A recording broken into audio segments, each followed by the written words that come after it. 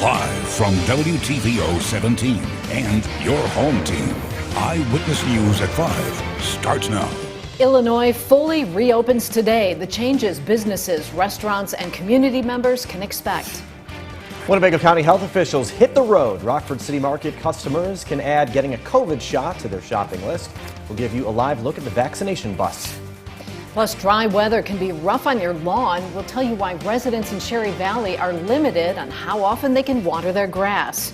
Good evening, I'm Mimi Murphy. And I'm Eric Wilson. Illinois is officially restored. We entered phase 5 of the governor's reopening plan today. That means the return of large gatherings, conventions, festivals, and full capacity at bars and restaurants. Masks and social distancing are not necessary in most places for fully vaccinated Illinoisans. It is recommended that those who have not been immunized still wear a mask. Face coverings are required for everyone in schools, doctors' offices, correctional facilities, and on public transit. Health leaders say the milestones made possible by progress on the vaccine front. In Winnebago County, the mass vaccination center on Sandy Hollow Road is no longer needed and will permanently close tonight. But you can still get the shot. In fact, the dose could come to you if you're heading out to Rockford City Market. Dylan Strachey joins us live from the debut of the city's vaccination bus. Dylan. Eric and Mimi, well, the state of Illinois has moved into phase 5. Rockford city leaders are calling on more people to roll up their sleeves. The latest innovation from the health department is this bus right behind me. The Vax Up 815 mobile vaccination clinic is open here at City Market. You can walk up and receive the shot in a matter of just minutes. Mayor Tom McNamara is hopeful this new option will help boost Rockford's vaccination rate, which he says is lagging behind other cities across the state. In my opinion, we have an abysmal vaccination rate of about 37.5–38%. That number needs to increase, and that's not for a lack of effort on government's part, and I certainly don't represent the health department, but you look at the work that they're doing, we kind of have to cut out the excuses and just get folks vaccinated. This bus will be at other major community events throughout the summer. Coming up tonight at 6, Mayor McNamara shares why he thinks meeting people where they are will help. For now, reporting live in Rockford for your home team, I'm Dylan Strachey. All right, thanks, Dylan, for that live report. A garbage truck tears down several power poles on a busy Loves Park road. This happened around 1:30 this afternoon on East Riverside near Mulford. Firefighters tell us the Rock River disposal vehicle knocked down 3 poles, sending wires on top of the truck, sparking a grass fire. The driver waited inside the truck until crews shut the power off. No one was hurt. A Winnebago County Sheriff's Office squad car is involved in a crash in Rockford. It happened this morning around 11:30 near Rockton and Custer Avenues, not far from West Middle School. The Sheriff's Office tells us a deputy was transporting an arrested suspect on Rockton when a car turned left and hit the squad car.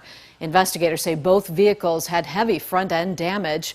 The deputy and suspect were treated and released from the hospital. The other driver wasn't hurt.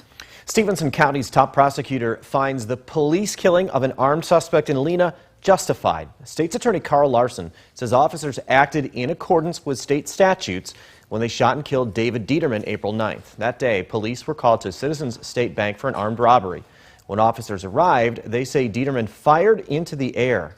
An hours-long standoff ended when police say Dieterman aimed a weapon at officers. That's when police shot him. The state's attorney says Dieterman wrote apology notes to friends and family before he entered the bank. 2 teenagers accused of being involved in the murder of a 25-year-old Beloit man turned themselves in. Before noon Monday, police responded to Porter Avenue. That's where they found the man shot. He died at the hospital. Warrants were out for 19-year-old Journey Weathers, 18-year-old Alante Pfiffer, and 19-year-old Damon Allen. Pfiffer and Allen showed up at the Rock County Jail this morning. Weathers is still at large. Beloit police want to hear from you if you know where Weathers is. Rockford's mayor weighs in on what he's looking for in the next police and fire chiefs. The city's Board of Fire and Police Commissioners is accepting applications for both positions until July 1st. Mayor Tom McNamara says the city lost 2 terrific leaders with the departures of Chief Dan O'Shea and Chief Derek Bergston. McNamara believes both set a tone in their departments and hopes the next chiefs possess similar qualities. I want someone who's going to work hard, who lives and breathes their job. It's the same characteristics I want of any city employee. I want someone who is trustworthy. I want someone who's honest. I want someone who doesn't think they know everything, and someone who's going to work well in their own separate team, but also in our community. Once the application window closes, a consultant will review the candidates. As Kevin mentioned earlier, this month has been off to a hot start. The warmest days of the year, coupled with a lack of rain, means some homeowners' lawns are dry. Cherry Valley Village leaders say sprinkling is at an all-time high, and they tell Ari Bruckman limiting residents' outdoor water use is one solution. Ari? Eric and Mimi, this dry weather has been a theme in the State Line area lately. Those I talked to are split about restricting the times they water their lawn and garden. Got to look at days, what the time is now, instead of just watering it when you want to. Yes, it is kind of inconvenient. Effective today, the village of Cherry Valley is under a water sprinkling restriction. Officials say water usage has exceeded twice the average daily use. So people who live in homes with odd address numbers can use their hose on odd number days of the week and even addresses on even days. There is also a restriction on the times, only from 5 to 9 in the morning and 6 to 10 at night. Scott McIntosh tells me these restrictions are truly unfortunate. It's important to me because I'm trying to grow grass right now. When I go back to work, yeah, it's going to be hard. It's going to be a lot harder. Pat Stegman and her husband have been adding to their garden for over 25 years. She hopes following the rules of the sprinkling restriction will have them removed sooner. We would all be happy about it to get back and water our lawns the way we used to and hope it doesn't burn out too much and hope the plants, not a lot of them have died or suffered because of it, but again, we'll get by. Stegman says while she may lose some flowers in the process, she supports the village's decision if it means protecting the water. There's been a reason, obviously, that the village has made the decision that they've made. And, if they need the water in reserve for something else, then that's what we should abide by. The village of Cherry Valley did not specify how long the restrictions will be in place. However, they did issue a statement saying the restriction is needed to help ensure that our customers have a continuous supply of safe water for domestic and emergency purposes. Eric? Thanks, Ari. Train tracks run through the city of Rockford, and thousands of drivers and pedestrians cross those tracks safely every day. City leaders hope to continue that trend by promoting rail safety. Railroad specialists say trespassers on the track are increasing. Crossing tracks in an unmarked zone is dangerous and illegal. Jeffrey Price is a special agent with CN Railroad. He says distractions like phones and noise-canceling headphones make it tough for people to pay attention to their surroundings. What they're not paying attention to is a train that may be coming up from behind them. So trains can be incredibly quiet. If you're not paying attention, you can get injured. So we want to keep people off the tracks and make sure that they cross only at designated railroad crossings. Price says trespassers on the tracks can be fined or arrested. Wednesday, we told you Belvedere's William Grady Pool will not open on time due to lacking staff and a change in management. However, swim lessons will still take place at the pool starting Monday. There are still time slots available. In the meantime, the Park District says the new opening date for public swimming will be announced soon. This weekend, families can visit Sand Park Pool for the first time in 3 years. The Loves Park facility opens tomorrow at 1 in the afternoon and closes at 6 p.m. Rockford's Harkins Aquatic Center will open next Saturday, but the Park District says Alpine Pool cannot open on time due to a lifeguard shortage. President Joe Biden hits the world stage at the first G7 summit of his presidency. Biden's working on building relationships with fellow leaders. Our D.C. correspondent Kelly Meyer shares what we can expect from the trip and what some members of the GOP are saying here at home as she keeps you connected to the nation's capital. President Joe Biden is in Europe to deliver a message that, America is back as a partner and repair relations with global allies. We're going to reaffirm the commitment to NATO, which Trump was always trying to leverage. Foreign policy expert Fiona Hill says it's unclear how other nations will respond. We'll see with Syria whether this signaling is really kind of coming across as he wants it. Hill was a key witness in the House impeachment hearing of former President Donald Trump and was critical of Trump's relationship with Russian President Vladimir Putin. President Biden is set to meet face-to-face with Putin next week, a meeting Hill says comes with some risk. I would also just caution all of us to be very careful about how we hype it. Our domestic polarization is something that Putin we'll try to pull a fast one on. Republicans here on Capitol Hill have been critical of President Biden's trip, some calling on him to be tougher on Russia in the wake of recent cyber attacks on U.S. companies. When cyber attacks come from Russia, I can guarantee you President Putin knows exactly what's going on, and he's getting a pound of flesh out of the deal as well. Kansas Senator Roger Marshall says he hopes President Biden holds Putin accountable on the issue, but also wants to see quick action here at home. We need a warp speed type of conference here in Washington, D.C., getting everybody on the same page. The president is set to travel to Belgium and then Switzerland, where he will meet with Putin on the final day of his trip. Reporting in Washington, I'm Kelly Meyer. Now your first warm weather forecast with meteorologist Kevin Doom.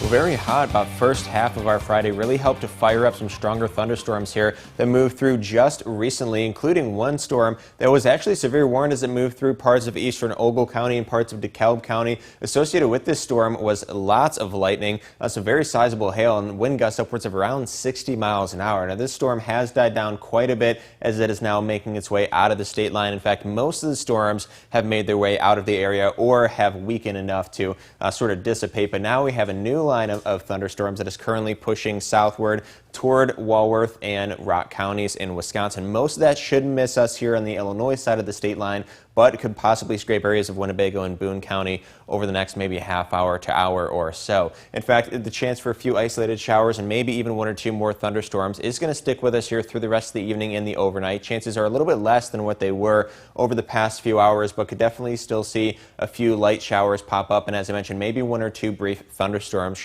We should likely be done with the severe weather now that things are cooling down quite a bit. Now, heading into tomorrow, we're going to hang on to that chance for a few pop-up showers here and there, and then maybe add on the chance for one or two more thunderstorms, especially as we head on into the afternoon and things really start to heat up again, likely going to warm back up into the upper 80s or even lower 90s. But by the latter part of tomorrow evening, we should see all that rain move out of the area, and skies are really going to clear up as well. They're going to stay clear through the overnight, and that's going to lead to lots of sunshine and no rain in the forecast for our Sunday. Now, here's a live look over the Rochelle Airport. Conditions are pretty quiet right now, but not that long ago, that severe storm was ripping through the area, bringing very strong winds and heavy rain to the area. But as we saw, that has now just about made its way to the south of the state line. Earlier on today, temperatures were in the 90s across the area, including 98 was the highest temperature recorded so far in Rockford. We even saw some spots see heat indices in excess of 100 degrees. I saw one in Rockford that was recorded at 100 degrees. Sterling even saw a heat index of 104 earlier on today. That heat, as I mentioned, really helped to fire up some of those stronger storms. But as this rain moved through, now things are feeling much more comfortable out there. We're down to 88 in Rockford. With that added humidity from the rain, still seeing a little bit of a heat index. It still feels as though we're in the lower 90s. 91 currently up in Janesville, and then much cooler down to our south and southeast, where those storms have just recently moved on through, down to 71 in DeKalb, 74 in Rochelle, 77 for a current temperature out in Freeport. Now, this June, however, has been one of the warmest on record so far. Through the first 10 days of June, so through yesterday, it has been the third warmest June on record when considering average temperature. We had an average temperature of 76.5 degrees. Our average high was just under 90 degrees over the first 10 days of June. Now, considering today, the 11th day of June, also saw highs in the 90s. That makes 8 of the first 11 days of June reaching 90s, at least for us here in Rockford. That is only something that Rockford has seen only once, and that was back in 1933. So this has definitely been an unprecedentedly warm start to June. Now, temperatures tonight likely going to be dropping down to the lower 70s for our lows. Partly cloudy skies overhead for most of us through the night, but we could definitely still see one or two pop-up showers, maybe a brief thunderstorm as well. And that chance for rain, as we saw, is going to continue on into tomorrow with temperatures back in the upper 80s and lower 90s, with again that chance for maybe a few thunderstorms as we head on into the afternoon hours. But as I mentioned, we're going to see lots of sunshine on our Sunday with no rain in the forecast. We should be in the lower 90s on Sunday, and once more on Monday before things get a little bit more seasonable, dropping down to the mid-80s for Tuesday and Wednesday. Through the middle of the week, we're going to see lots of sunshine as conditions are very dry. Unfortunately, over the next week or so, our rain chances appear to be very minimal, and then we are right back up into the 90s as we end the week. Now, the Napleton Sports Desk with David Greenberg. Well, today, the Bears made it official, signing Justin Fields to his 4-year, $19 million rookie contract. So far, all the reports coming out of the Bears minicamp have been very positive.